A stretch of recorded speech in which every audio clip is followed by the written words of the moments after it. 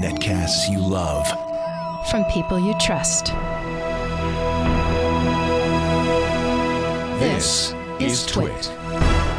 Bandwidth for the Social Hour is brought to you by Cashfly at CACHEFLY.com. This is The Social Hour with Sarah Lane and Amber MacArthur, episode 25, recorded Monday, September 12th, 2011. This episode of The Social Hour is brought to you by Netflix. Watch thousands of TV episodes and movies on your PC, Mac, iPad, iPhone, or TV instantly. All streamed directly to you, saving you time, money, and hassle. For your free 30-day trial, go to netflix.com/twit. Hey everybody, and welcome to The Social Hour, episode 25. From the Twit Brick House Studios in Petaluma, California, I'm Sarah Lane. And I'm Amber MacArthur from Toronto, Ontario, Canada. Hey Amber. Hey, Sarah. It's good to see you. You sound a little raspy. A little hoarse, yeah. So in our pre-show, some of the people in the chat room were like, oh, Sarah sounds like she's sick. I'm not sick. I lose my voice very easily, and I was at a baseball game over the weekend when there was a lot of yelling because the Giants played the Dodgers, and there's a big rivalry. So a lot of yelling, and this is what happens. So were you yelling at anyone in particular or just screaming for joy? Well, I yell at the Dodger players because that's part of the deal. But there was also I was in a section which is they were my friends' tickets. Really nice section, a lot of season ticket holders, so everyone's pretty mellow. And they're there because they love baseball. But there was a Dodger fan who was there in the section. He's just kind of being, he's heckling everybody, and it's like that works out only so long, and then you're like, you got to shut up, buddy. This is not your home stadium. Then he takes off his shirt, and he's all tatted up. I didn't even see any Dodger tattoos, but then he's kind of like beating on his chest like Tarzan, and finally he got ejected because he was just acting. I don't know. He was acting like an animal. And so that was a lot of fun because so then as he gets ejected, we all act like animals too and yell and heckle him as he's being escorted out. So that's the kind of weekend I had. Wow, Sarah. Yeah. Well, are you a baseball fan at all? Does any of this ring familiar to you? I'm not really a huge baseball fan. We don't really, in Canada, we're not well known necessarily for having great baseball teams. I should probably not say that because I'm in Toronto, and of course we have the Blue Jays, but definitely more of a hockey city, I would say. But, as far as things going on in Toronto right now, the Toronto International Film Festival is happening. So literally, like, all the stars descend upon Toronto they arrive, most of them on Friday, and are here for about a week. So there's parties everywhere in the city. So I was out Friday night super late, although not yelling at anyone, just sort of standing in the corner and watching people. So I have preserved my voice, Sarah. So no baseball for me this past weekend. Just sort of, stargazing, saw some celebrities. It's always kind of fun just to, poke around and just kind of sit and observe what's happening. You always have the best celebrity. It's like Amber and this celebrity that you'll post to Google Plus, where I'm like, where does she go all the time? Where she's just like hobnobbing with all these famous people. Oh, I know. You know what? I wish I could say it was just part of my social circle, but that's not true. Because I'm still doing a television show for CTV, which is a national show, they get access to a lot of celebrities in the building where I go and actually do the show. Mm-hmm. And so my producer is great to be able to kind of tag along at the end of other people's interviews. And I'll interview people about, Twitter, social media stuff, what apps some celebrities are using. So it's been really fun, I've met some interesting people, especially over the past few weeks as we're going back into the studio, and our show will start up again in 2 weeks for a new season. So that's always it's always fun, Sarah. And I'm not really that starstruck when I see celebrities, although I have a really abnormal crush right now on Anderson Cooper that I hope goes away sometime soon. I think a lot of I like Anderson Cooper. He's great. He's great, yeah. You're not alone. Kathy Griffin, or is it Kathy Griffin who loves Anderson Cooper, or the other way around? They've got some sort of a weird friendship. I've never been able to figure out. Interesting. Yeah. So So anyway, nonetheless, my voice is still doing okay, and Sarah, you still sound good. You don't sound unhealthy, so that's a positive thing. Well, thank you. We have some somewhat good news to start off this week's episode with, and this is news that actually just kind of came down the wire this morning, which is the social link sharing, bookmark sharing site Delicious, which many of us have known and loved for years. And many of us have kind of been sad to see Yahoo do not that much with since they bought Delicious several years ago. I think 2007, 2008. Is apparently being revamped by none other than Chad Hurley and Steve Chen, who are the founders of YouTube. YouTube obviously started out as just this little video site and mushroom clouded into a multi-billion-dollar business that Google ended up buying back in 2006. So you figure, hey, these guys at least have a pretty good track record of flipping an idea into something really, really valuable. It's interesting. New York Times writes about their general plans for Delicious, which Delicious, if you go there now, isn't going to look any different than what it looked like yesterday if you're using the site regularly. But they say that they recognize that it was very popular with geeks, and if you were to go to the main Delicious page, not even your own page, it was always great for me because I'm so interested in tech-related stories. It was a good way to tell which are the stories that are being bookmarked the most in my tech arena, but not necessarily great for the general public. If you, it almost seems like it's like a subreddit type of a thing for those of us who are familiar with Reddit, where everything is pretty focused on tech stuff. So I could see where it wouldn't have caught on with a huge mass of people that I'm sure Yahoo would have wished that. For Delicious. What do you think, Amber? Do you think Delicious is... It's always been such a geeky place for me. I mean, we've used it a lot for bookmarks over the years. Is it the kind of thing that can be revamped for a larger audience? I don't know. I think it's one of those things where I've been thinking a lot about my own behavior in terms of how I use some of the social bookmarking sites. And like you, I used to love using Delicious. What I find now, though, instead of just kind of bookmarking something, there's always that sharing element that you can do using a service like Twitter. So I find if I find really good links, they automatically go out into kind of the mainstream social stream versus just keeping them for, myself and kind of some of my network in the geeky world. So I don't know if people... if the mainstream public will kind of latch on to something like this when there's so many new shiny things online. However, clearly with the YouTube founders behind it, maybe they have something else up their sleeves and are trying to kind of revamp it. So it is, it is more appealing to that average audience. So I think it's definitely going to be interesting to watch them do something with this. It sounds a little bit, though, like it's a sort of a pet project almost. Like they didn't want to see it die and are almost like saving it and hoping it will do well. But I don't know, what the future of a site like this is. I agree with you. It does come across as something where these guys have some disposable income. Maybe it's like, well, let's do something with Delicious because Yahoo at this point, by the way, Yahoo bought them back in 2005. So I was off by a couple of years. And Yahoo had said, we're really not going to do anything with Delicious, and maybe somebody else would be interested in it kind of taking on the service and spinning it off into something else. And for these guys, if they like the idea of Delicious, and in fact, who was it? It was Chen said, I actually signed up in 2005 and I didn't even use it again until this year. So I mean, he's even admitting, listen, it wasn't even really a service that I used that much. So there's some sort of legacy thing that means something to them. And they'll get a lot of attention. New York Times write-up, for example, because of their history. They both came from PayPal as well. So they're used to working in Silicon Valley. And it sounds like they've got a small team of about 15 coding and working on stuff. But yeah, I think that the market is so saturated for the idea of Twitter is so... There's so much stuff being fired at you all day long on Twitter. Let's get something that's a little bit more organized so that you can share the best of the best and stuff that's relevant to you. It's a great concept, but it just sounds so familiar to so many tools that we're using now. Yeah. I try to use some of these services and incorporate them back into my life, but I just find after, a week of trying to stay organized with bookmarking services, I just sort of abandon them and don't use them anymore.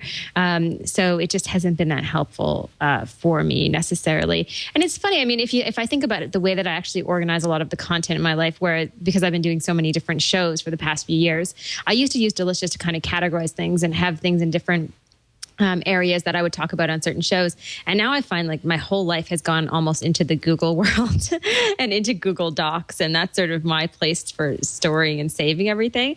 So I literally have spreadsheets for everything that I'm doing right now, from running to different TV shows or different podcasts. So it's neat to watch your habits change over time. Absolutely. Another story that came out this morning is the idea that Amazon wants to launch a Netflix for books, and is kind of piggybacking on what they're already doing as far as allowing movie rentals for Amazon Prime customers, which I don't know. I'm not using it. I'm actually not even an Amazon Prime customer right now, but I know a few people who are taking advantage of this. So they obviously must think, well, you know, if we could open up to the book market, that is still, even though Amazon sells so many things, that's still the one market that is ubiquitous. You know, with the name Amazon, you think books. So the idea that there could be some sort of a monthly fee, or hey, if you're already an Amazon Prime subscriber, which gives you free shipping, and you know, $79 a year, you get quite a few perks. Amazon Prime customers, on the whole, are pretty happy customers. You would also have a book rental service, and a lot of people love that idea. I mean, I know I don't really get anything out of buying a book and then it's sitting on my bookshelf for the remainder of its days, and you know, I might as well be done with it, and then it goes to somebody else who could use the book. But then, so the idea is great, and you think Amazon and books, it's perfect, and people love rentals when they don't want to have to buy something. But some people in my Twitter stream this morning pointed out, isn't that exactly what a library is for? And a library doesn't cost anything. Yeah, but you have to go to a library, Sarah. You actually have to get out of your house and head out to the library. And I don't know what it's like in San Francisco or other places, but in Toronto, there actually has been a lot of discussion about them closing a ton of libraries, just saying that they think that they aren't necessary anymore. I totally disagree with that. But you know, anything that Amazon does, though, I will say, and I'm sure you feel the same way, you've been kind of watching them for a while, I always keep a close eye on it, because I really, you know, more than any big company out there, truly believe that they understand their audience better than any other company on the web that's doing any type of e-commerce. So who knows? I mean, this would be something I think some people would be interested in. Although I know a lot of people who read books who I talk to like that idea of being able to kind of collect the books. You know, it's like a collectible, whether it's an ebook or an actual physical book. They kind of like to own it and have it. Right. I'm like you. I don't feel that strongly about that, but I know some people do like that, the ownership component of it. I say less is more, Sarah. I have too much stuff. Basically. I know. Me too. And I used to, I've gotten rid of a lot of books over the years. I mean, I like the look of a nice big bookshelf jammed with all those, you know, the colorful bindings. But yeah, I'm not buying a lot of physical books anymore these days. When's the last time you were in a public library, Amber? Now, you've got a little kid, so I know that libraries tend to be places that are great for kids because kids want to get through a bunch of books. I used to spend a lot of time at a library when I was younger. Then again, there was no such thing as an ebook. So it wasn't like I had much of a choice, and my parents didn't want to buy me all these books. But I haven't been inside a library. I don't want to say since college, but I can't really remember the last time I was in one regularly since then. Yeah, you know what? It would have been the same for me, except now with my son, I find myself going to the local library. Not all the time, but they have a lot of programs where they'll read to kids. And so in that respect, it's sort of been reintroduced into my life over the past 6 months. And it's been kind of fun going into the library and seeing that there are actually a lot of people there who are either using computers just to be able to do everything from job search to just surf the web, but also to see how much great content that they have in there. And especially for little kids, it's just a fun place for them to go and kind of dive into books. However, Sarah, I will say my son has been known to go to the library and then start talking about wanting his iPad. And that doesn't go over so well. For a 2-year-old to have his own iPad and be so attached to it is probably not a good thing. Yeah. I love that. You know what? All these books are kind of boring. Can I have my iPad now? iPad. I'd like to read one of my iPad books instead. Just out of curiosity, I was like, all right, so Amazon wants to do some book rental service. Some people are going to be interested just because they love Amazon, they like the layout, they're familiar with how Amazon works, and they won't mind either paying a little bit more, or maybe they already have a Prime membership where this is just another perk that they get. So since I haven't been to a library in a while, I went to the San Francisco Public Library website and just clicked on the ebook section. And they do offer quite a large variety of books or periodicals, reference material. We've got Overdrive, which is a large collection of popular fiction and nonfiction children's and teens books. We've got the Open Library, which is over 2 million classic ebooks from the Internet Archive. You've got Safari Tech Books Online, which is full text, online access to over 1,000 computing, management titles, that sort of thing. So you get the idea that it's like, hey, listen, it's not as if Amazon is the only place that you're going to be able to get the best titles. Obviously, even just at the San Francisco Public Library, which is a pretty good public library, and they have a bunch of little chapters throughout the city, there are ways to get all this stuff. But again, this isn't that kind of like Amazon. People like what they like. And I can see someone at Amazon saying, $5 a month. I just want it to be already in my little routine here. And I don't like the way that the San Francisco Public Library is set up. And I mean, this is just one website. I'm sure there are public library websites that are better or worse. But I just figure that, it's sometimes people don't mind going through the trouble to get what they need for free.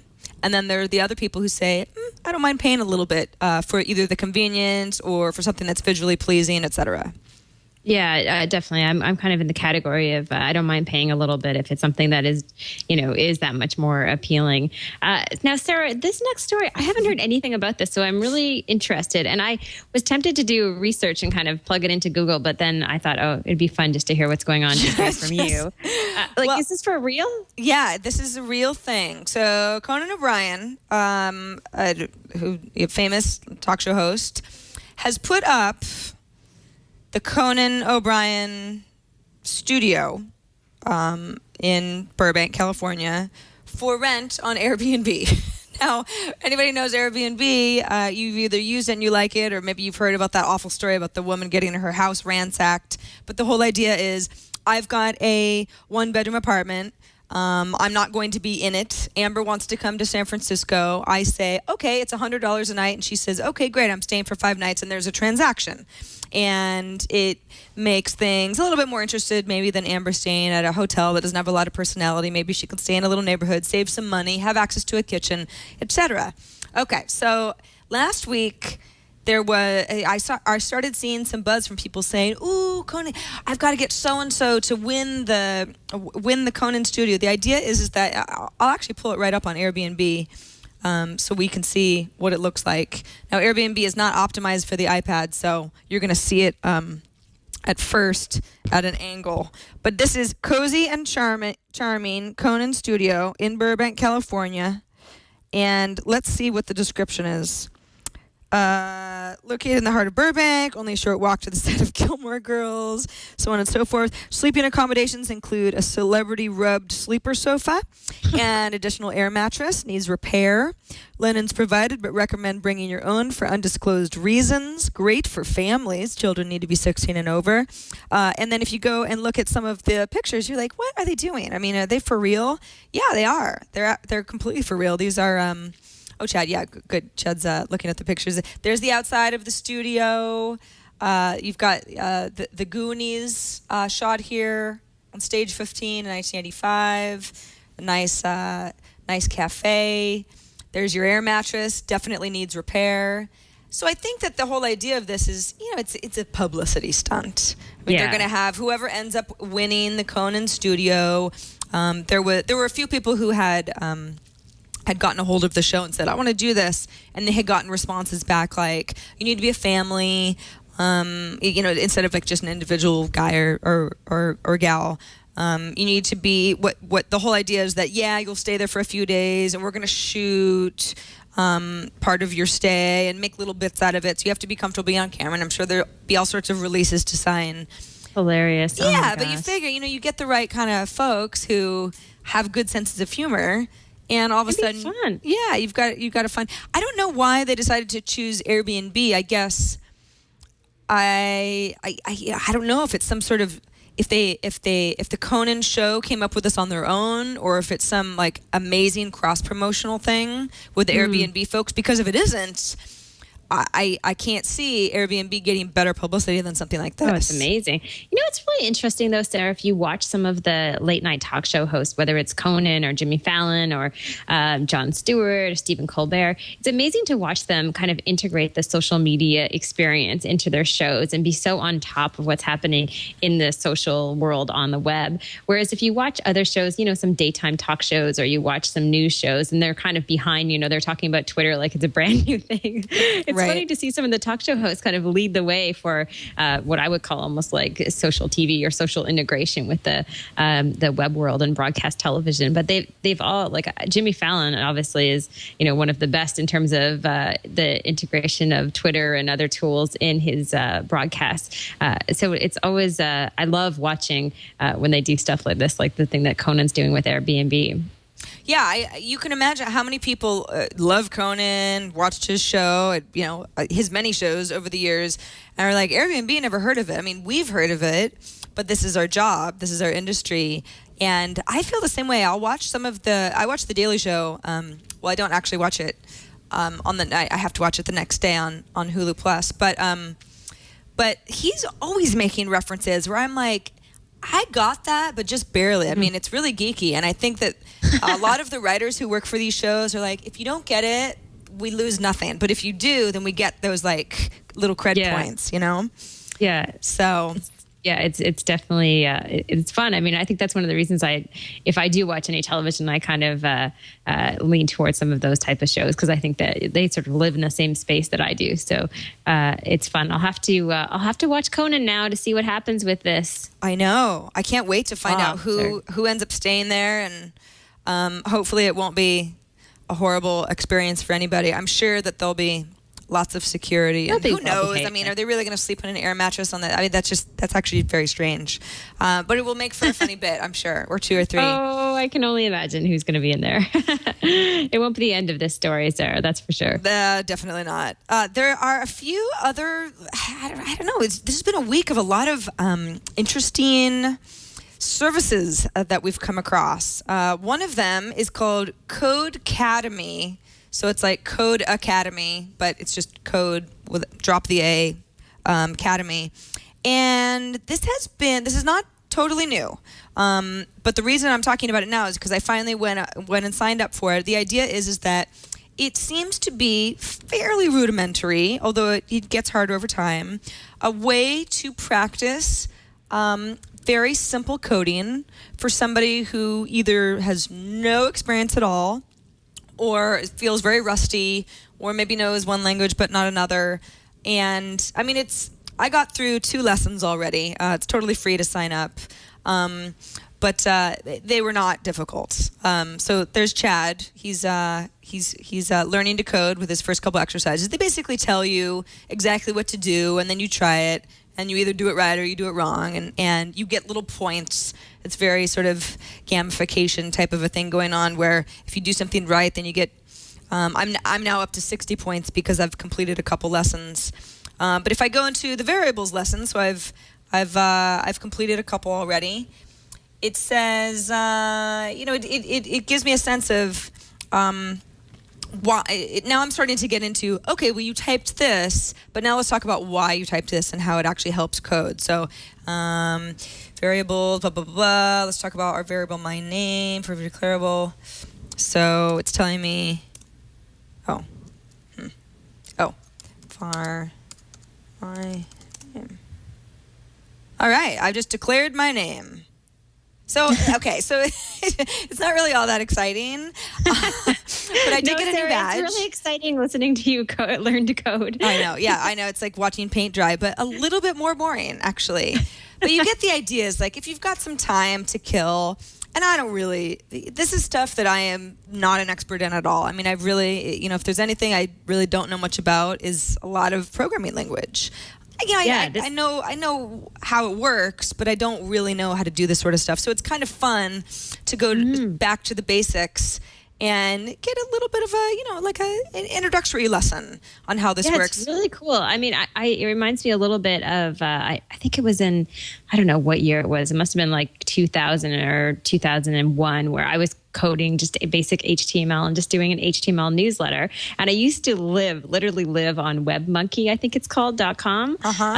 If you remember that site. We're kind of dating ourselves right now, but nonetheless, it was the same sort of concept, just to teach people how to code and how to design. However, this is much more advanced and it looks like much more fun. I was just joking about it being boring, Sarah. It does look fun. No, it's great. Look, all right. So now I've associated my name with Sarah. Oh, this is very exciting. Thanks for following me around, going back and forth. Yeah, so this is not the most visual of sites, but hey, look what I just did. Amazing. So a few people in chat are wondering, what is the name of the site? It's Codecademy. So CODECADEMY.com. Now, of course, as you begin, and I am having fun with this because some of the stuff I've just never knew how to do before. But imagine if you had, I don't know, your son or daughter, or a niece or nephew, or this would be great for kids because it's not difficult. You just have to know how to read and follow directions.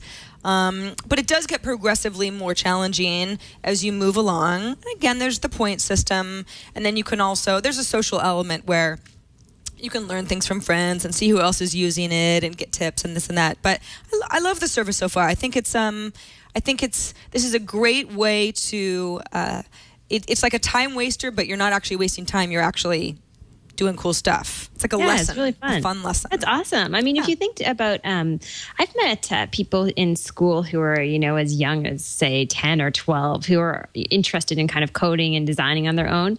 I think for a community of people who just wants to go out and be sort of self-starters or self-learners online, it's such an awesome resource. It looks really fun. So Sarah, I also have this really cool site I wanted to talk about. However, I just found it this morning. So even though I signed up, I didn't actually get my invite code yet because you have to wait till they approve you to get an invite. And it's called, I don't know how you pronounce it, it's Twylah. And I want to call it, because it's associated with Twitter, like Twylah or something like that. I would have said Twylah, but Twylah? It's anybody's guess. Okay. Yeah, perhaps it's called Twylah.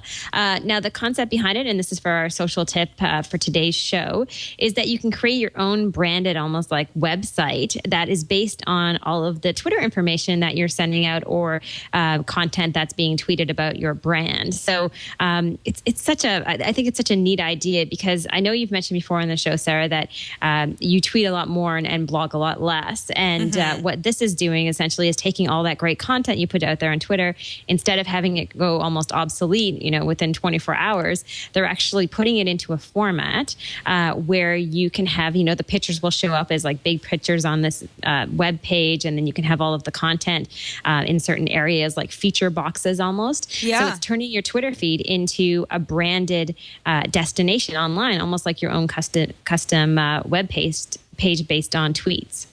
So this would be something that you could associate with a domain.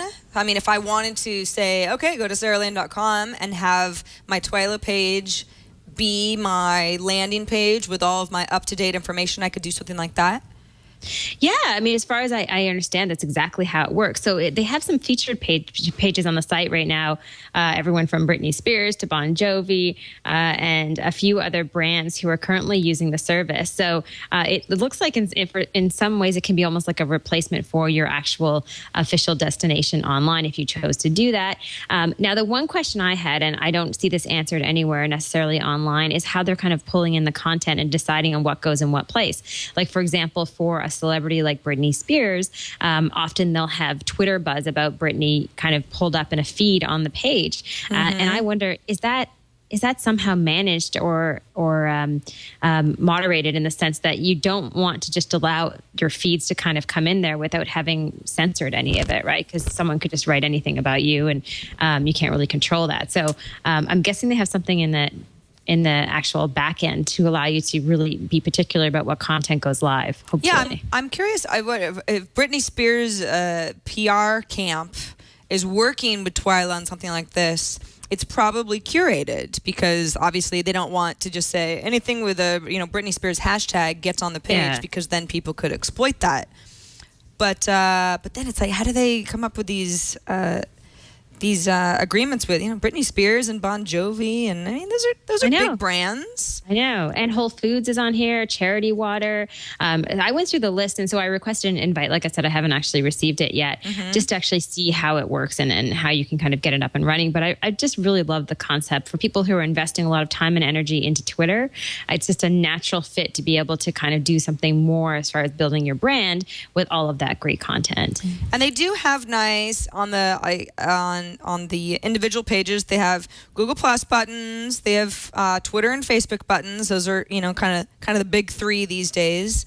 But it does seem like the content on the pages are still Twitter centric. So if you were a huge Google Plus user, Twylah is either not for you or not ready for you. Yeah. I think you're bang on. It's definitely for someone who's spending a lot of time on Twitter. This is a CNN. This is sort of their quote on the homepage of the site. It says, "Super easy to use and a much better storefront for your Twitter brand than the somewhat wonky Twitter stream." And I think that kind of sums it up because, looking at the Twitter stream isn't that interesting, but when you can see all the content kind of pulled in, I think it makes it a lot more compelling. It reminds me a lot of Flipboard. It's like it's tweets that are made more beautiful by layouts, pictures rather than just image links. They're actually pulling in images.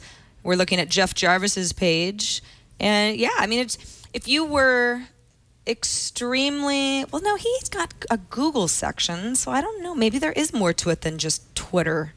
It's interesting. A lot of people are using Twylah. Or Twylah. I know. We have to get on there, Sarah. We do. Interesting. I see. So it still is tweets. We're at Gina Trapani's page. I can see that she's got a Google section. So she's got tweets, but then there are Google centric tweets that are then categorized in their own little window. So there's you can get organized with the kind of stuff that you want on your page. This is great. I love it. Yeah, it's really fun. So you can request an invite and see how long it takes, and we'll keep you updated on the show, and hopefully we'll get signed up soon as well. Absolutely. So Twylah, Twylah. We're not sure. Twylah. I don't know. Moving on now to, this is actually the best service that I've come across all week, and it's because I know this is going to sound a little bit weird to some of you, but I'm a big 4chan fan. Now, I'm not saying that everything that's posted on 4chan is my forte, because it isn't, but there's something about the anarchy of it all that appeals to me. It's an anything goes, highly inappropriate, sometimes, image sharing service. And if you're not familiar with 4chan, please research at your own risk, because you are definitely bound to get offended in some case. Anyway, Moot, who is the creator of 4chan, that's his 4chan name, actually has put together another service. There was an announcement that he had gotten some venture capital and was working on another service some time ago, and the service is called Canv.as. Which has been in private, alpha and beta for a while. But I got opened up to the public last week, so it was the first opportunity that I had to look around and see how it worked. And it's really great. It's very 4chan-esque, but you can already tell. I'm actually looking at the cute section of Canvas, so you can already tell that it's a little bit more. It's almost got a BuzzFeed type of a quality. It's a little bit more warm and fuzzy. It's a little bit more, how do I want to say, accessible for people who want to look at, cute, funny pictures. Again, this is just the cute section, so sections vary wildly. But let's say that I love this hipster dog. I was into Bones when they were still underground. I love that. Now, you can see already that a lot of people have rated it in a variety of different ways. The most popular is it's gotten 111 LOLs. I think it's pretty LOL too. So if I go up into my upper left-hand corner, I can go ahead and apply my LOL to this as well. So I'm helping rate the image. And for anybody who uses BuzzFeed, this is going to remind you a lot of BuzzFeed, but where Canvas is awesome, and it definitely kind of keeps that 4chan spirit alive, is if I really liked this picture, I can then remix the picture, meaning, so sometimes pictures start out with, like, maybe it's that was just a picture of a dog with, well, it looks like he actually was wearing the glasses, but let's say it was just a dog in a bed, like, oh, it's a cute dog. Then you could Photoshop glasses on the dog and say something funny. So that would have been a remixed version, which obviously this is. Somebody had added that haha funny hipster text type of thing. I could go ahead and remix it further by adding whatever I wanted to add, and they've got kind of a nice little area where you can hack up pictures and draw stuff and this and that. So that's where it kind of becomes fun, because the whole site is, you could think of it as like, boy, this is like really silly, but that's sort of the beauty of it, is that these images, sometimes they start out silly and they get sillier as people keep collaborating. So it's this some of them fun are just group ridiculous. effort. Like, I'm literally going through Canvas right now, and some of them are so hilarious, and some of them are extremely inappropriate. Exactly, and really that's why I feel like I can only show. I'm staying within the cute category, because I really don't want to inadvertently, I don't know, drop an F-bomb on the show. Oh yeah, or yeah, all sorts of other things. There. Even within the cute category, I found a few things that are just that are a little borderline. Off, but hilarious. Yeah, I think it's a really fun concept, and you know what? It always floors me how creative people are. Just average people, kind of, who maybe aren't copywriters or designers, can actually take pictures like this and write some pretty funny headlines. Totally, and this is for anybody. I mean, putting aside the content of 4chan, just don't even worry about the kind of content it is. It is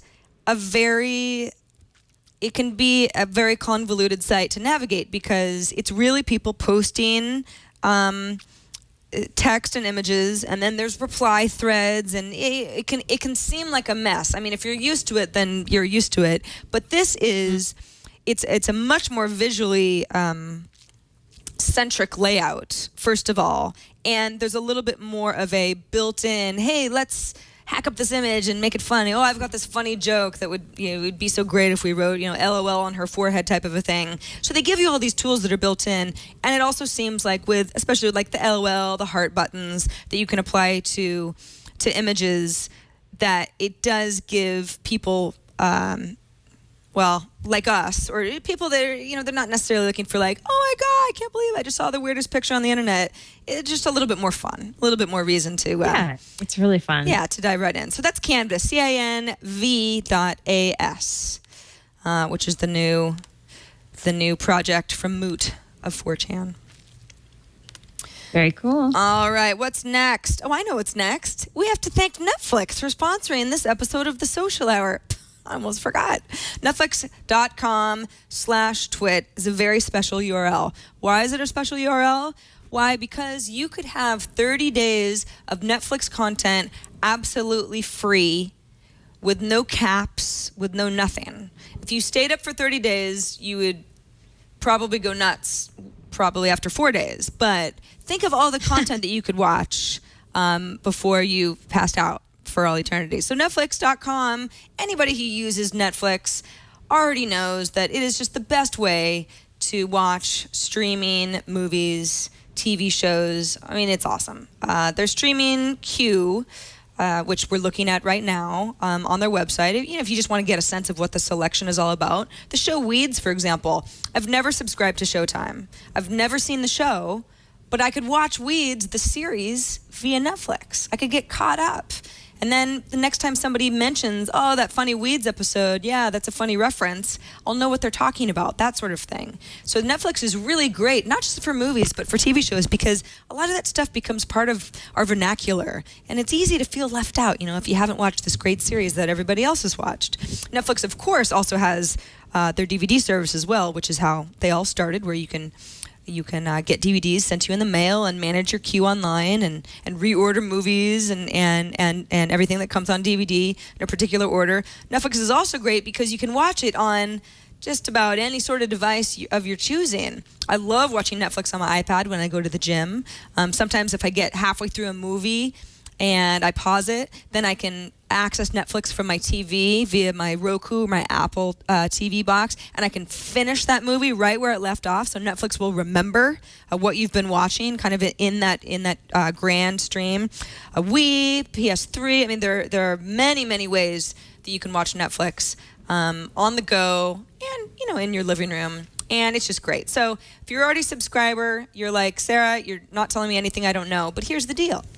Anybody that maybe their birthday's coming up, or I don't know, you want to get a jump start on the holiday season, you could give somebody 30 days of free access to all of this stuff. It doesn't cost you a dime, and they'll just be like, wow, thanks. At the end of those 30 days, if they like the service, if they're hooked, then they have the option of becoming a subscriber.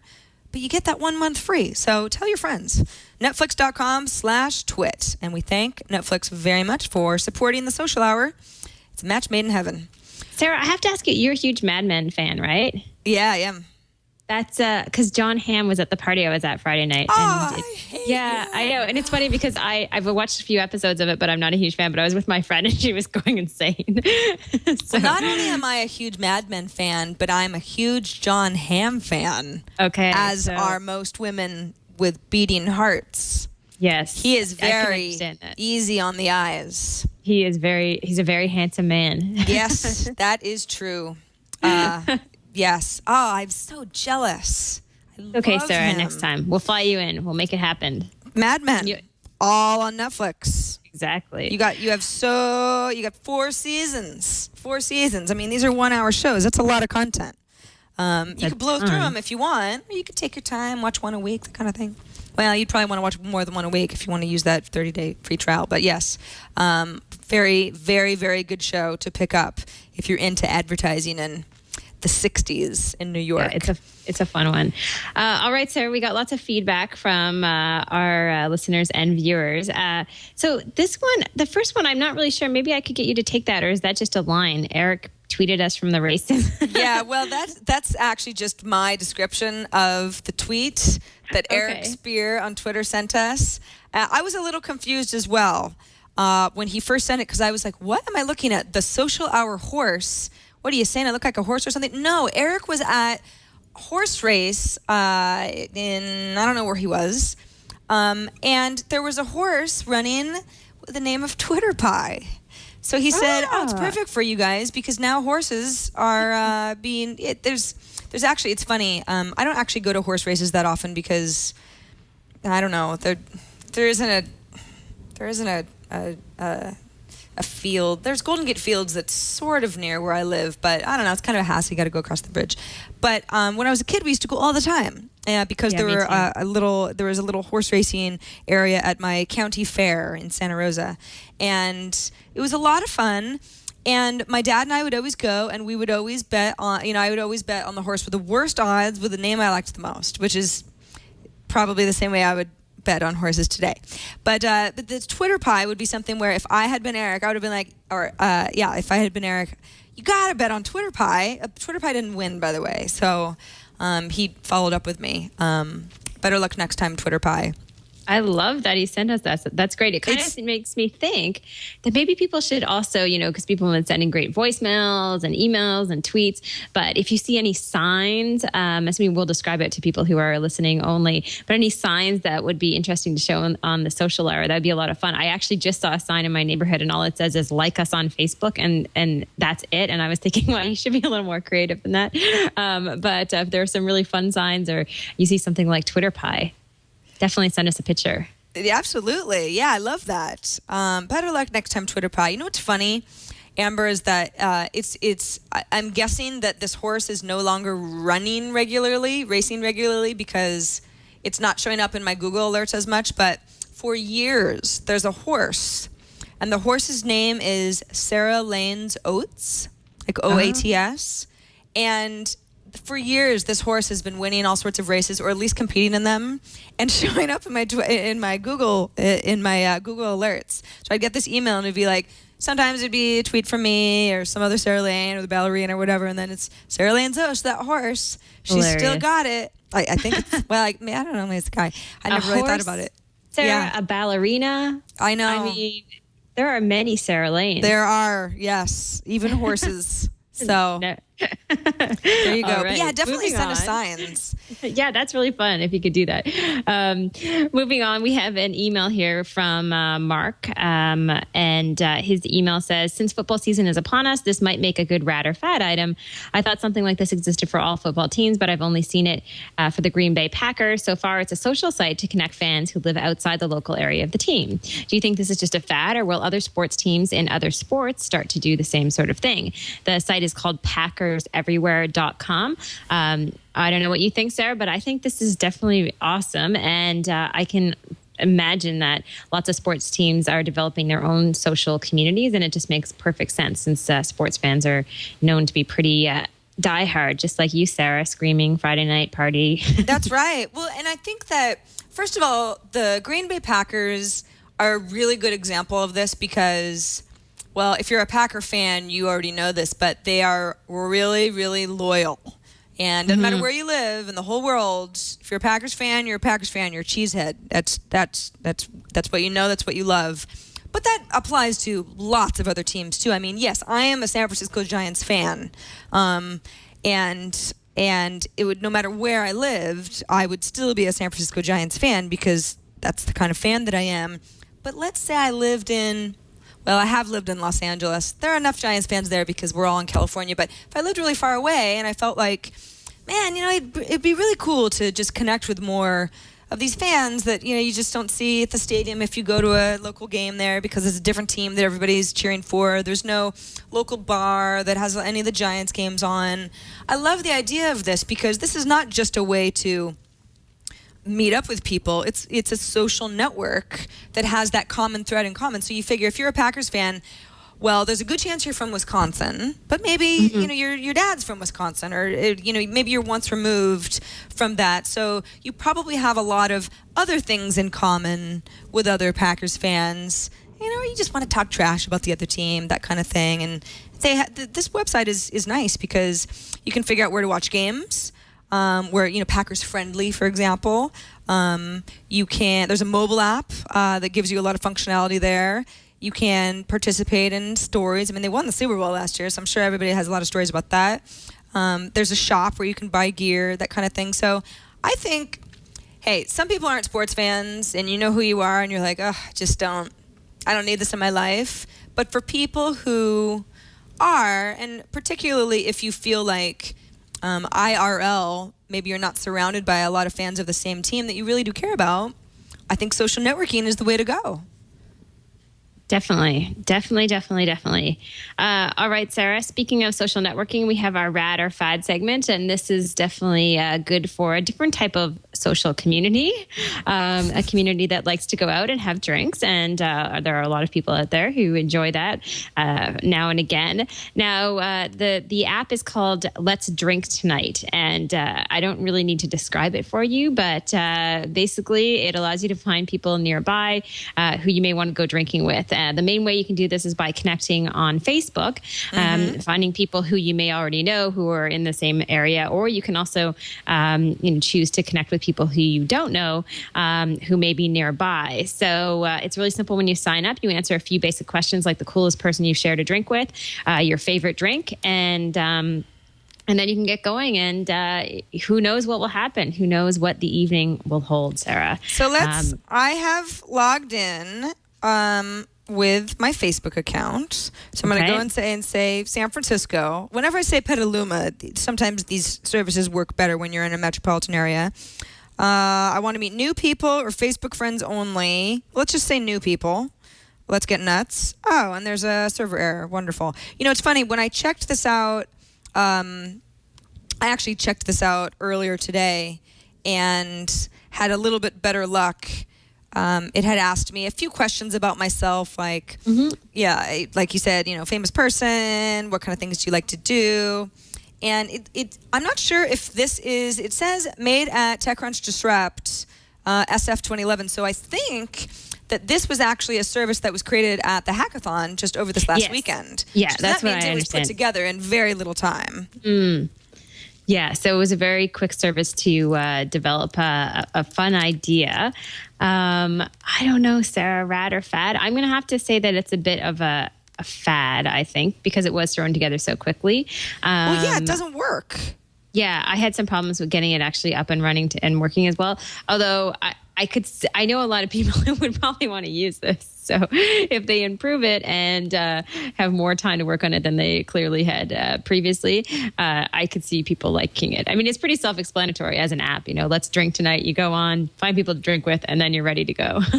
But here's the problem I have with these sites. And this kind of reminds me of, there was another app that was put together.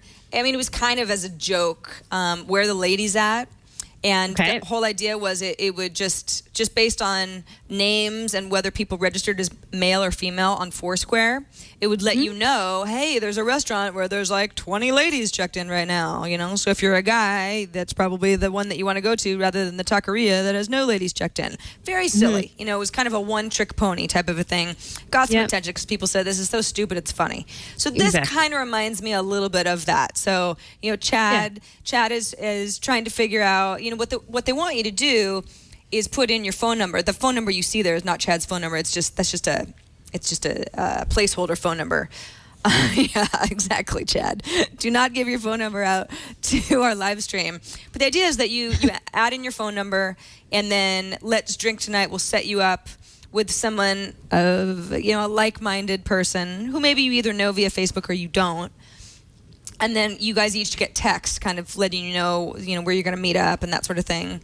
So it's like, okay, I guess, first of all, the site has to work a little bit better for me to even like it a little bit. But I don't know. Amber, there are a lot of people in our lives that we might be Facebook friends with, or they might be friends of friends, and they're perfectly nice people. But it's like, if I was really in the mood to go get a drink, and it doesn't even have to be alcohol. Like, what if I just really wanted to go get a root beer foot or something? And whoever, MG doesn't want to go with me, a couple of my other friends don't want to go. Am I really going to take it to this to try to figure out who really wants to hang out with me? Because then I'm stuck with them. And if we're not having a great time, it's almost like a bad date. Hard to get. You know what? I totally agree with you.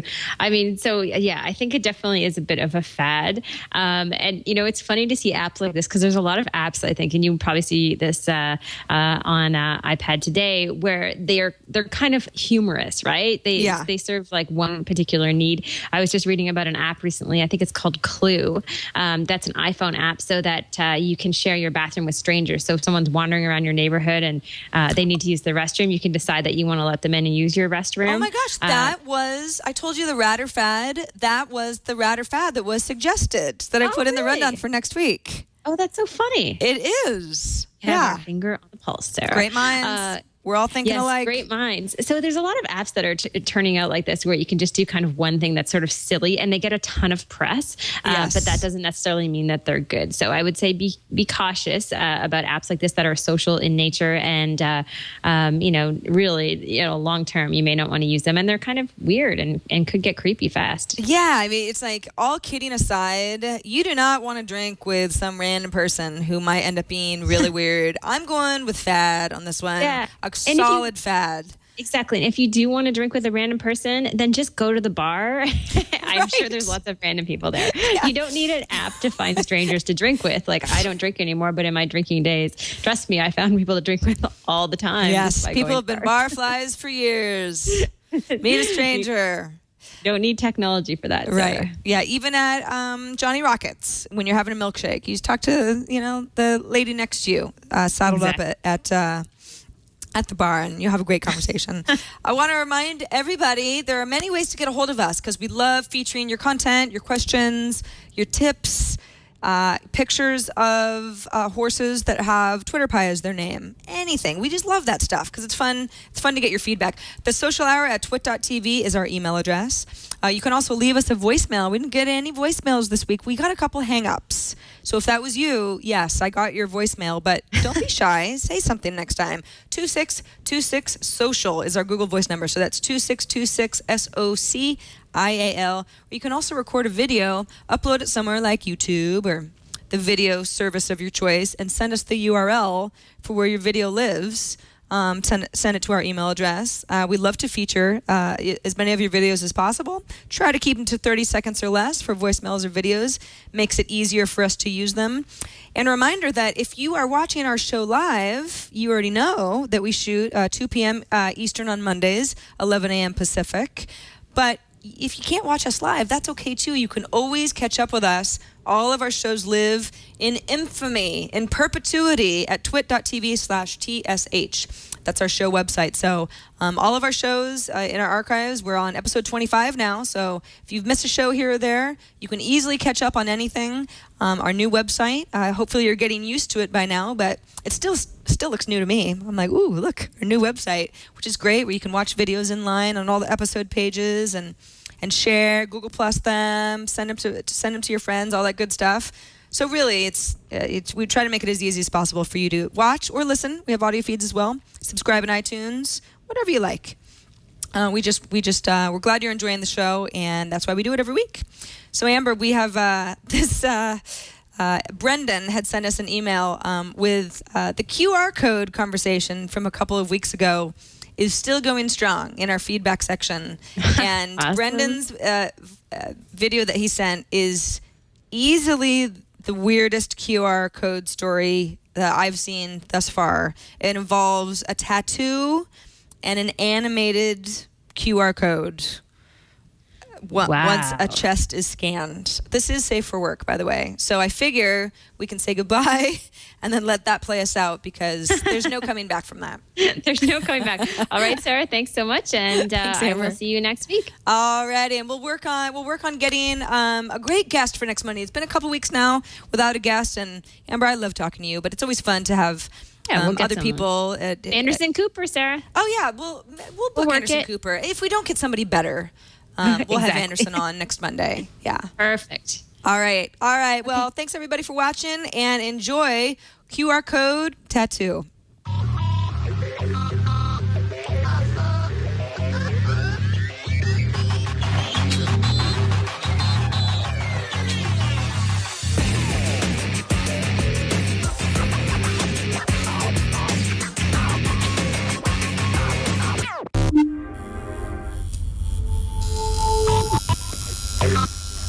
Are we on? Welcome to me, Carl. I work at the Mystery Tattoo Club in Paris, France. So, let me just give you a quick hello. Let's get Marco shaved and cleaned. We're gonna do a tattoo on Marco. We're gonna be doing something that's never been done before, which we'll be able, we hope, with a matrix code, to be able to link to an animation of that tattoo. It should be the first ever animated tattoo.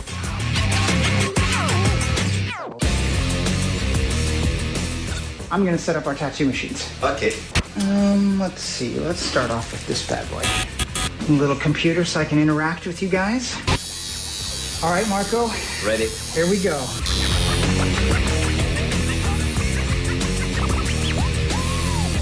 Now, the thing about these matrix codes is if you even leave one square off, they don't work.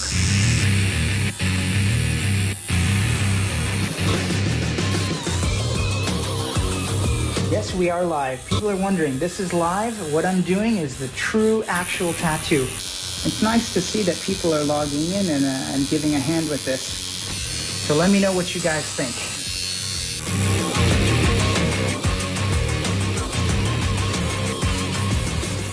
Some people saying a little more shading in the small cog. No. I think our code is going to be awesome there.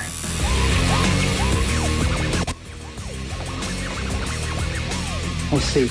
Hopefully with the animation, everything works. And I'm not 100% sure it will. We're going to try. Okay, no, don't move. Oh, I think we got something good, guys. I think it's working.